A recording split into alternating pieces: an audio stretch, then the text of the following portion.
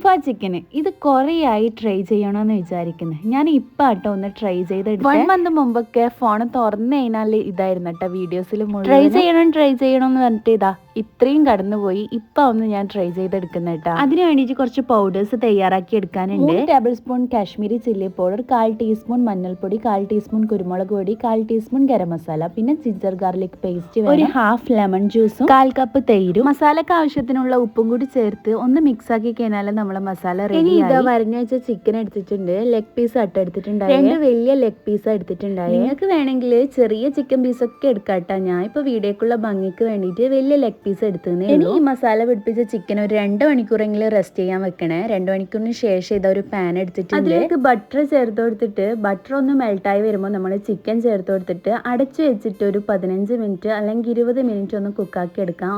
പിന്നെ ശ്രദ്ധിക്കേണ്ടത് medium to law ഫ്ലെയിമിൽ ഇട്ടിട്ട് മാത്രം ഒന്ന് കുക്കാക്കി, എന്നിട്ടൊന്ന് തിരിച്ചിട്ടിട്ട് അതേപോലെ തന്നെ ഒന്ന് കുക്കാക്കി എടുക്കാം.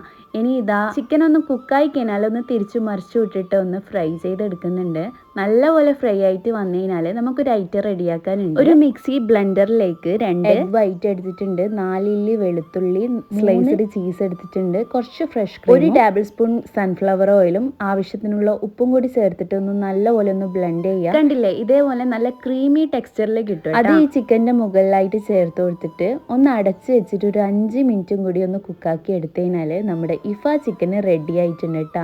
കാണാൻ മുഞ്ചുള്ള പോലെ തന്നെ കഴിക്കാനും സൂപ്പറാണ്. വീട്ടിൽ ട്രൈ ചെയ്ത് നോക്കിച്ചില്ലെങ്കിൽ നിങ്ങൾക്ക് നഷ്ടം തന്നെയാണ്. എന്തായാലും വീട്ടിൽ ട്രൈ ചെയ്ത് നോക്കാം, എന്നിട്ട് ഫീഡ്ബാക്ക് അറിയിക്കാം.